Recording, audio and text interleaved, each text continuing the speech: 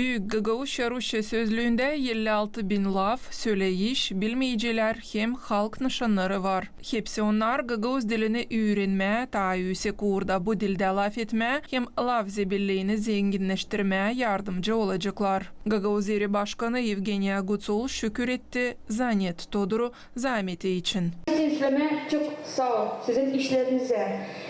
Hani bile 6 tom, 6 kağıt, sözlük, Gagavuz kaç bin laflar, evvelki laflar hangisleri biz daha bilmeyiz, hangisleri unuttuk. Ve ne kadar vardı zaman, kısa zamanım vardı, aktardım bir iki yaprak, vardı çok laflar hangisleri ben unuttum, hangisleri benim mane anladırdı, laf edirdi, onlara çok da getirdim aklıma küçüklüğümüzü. Açan biz biliyiz. Bizim Gagavuz dilimizi o çok silah. Açan var dil, var halkımız. Düğünü varınca açıktan söyleme hani Gagavuz'a yaptı. Daha bir adım ileri doğru. O yoldan nereden biz gideriz kavleştirme bizim Gagavuz dilimize. Var kana böyle insan ben sanırım hani Gagavuz'umuz bizim durgunmayacak yerinde. Bizim dilimiz kaybelerse bizim için de unuttuk. Hepsi dinle. Ama böylece biz dersileri doğru, biz bilirsen hepsi olacak hali. Çok sağ olun Todor Zanet, Gagavuz yeri ileri. Büyük Gagavuşça Rusça sözlüğünü tiparlama TİKA Agentствосы yardım etti. Komrat'ta Türkiye Genel Konsulu Adnan Hayal söyledi. Hani var umudu ki Todor Zanet gibi adamların hatırından hem çalışmalarından Gagavuz dili UNESCO'nun kaybeden diller listesinden çıkarılacak. Gagavuz dilinin gelişmesi için yıllardır fedakarca çalışan bilim insanı, tarihçi, dil bilimcisi Todor Zanet bitmez tükenmez enerjisiyle Gagavuz halkına büyük bir eser bırakmıştır. 6 ciltten oluşan yani kitaptan oluşan bu değerli eserin Gagavuzya'daki bütün eğitim kurumlarında, resmi makamlarda hatta bütün evlerde bir örneğinin bulunması gerekmektedir. Gagavuz dili hem kulturası ilerlemesi için Zanet Todor'a Mikhail Çakir ordeni verildi. Hep öyle bu yüksek ödül Zanet Todor'un anasına Ivanna Dmitrievna'ya Zanet verildi. Bu kadar yıl yanında, bu kadar yıl yüretti beni, bu kadar yıl bana verdi. Gagavuz dilini bana haşladı, Gagavuz kulturasını beni doğrulttu. Folkloru bilmediğini ben de gençim, ben de bilmiyorum. Lafı bulamıyorum nice. Gideyim Mamo doğrudan da söylerse Mamo te bu laf nice söylemiyor.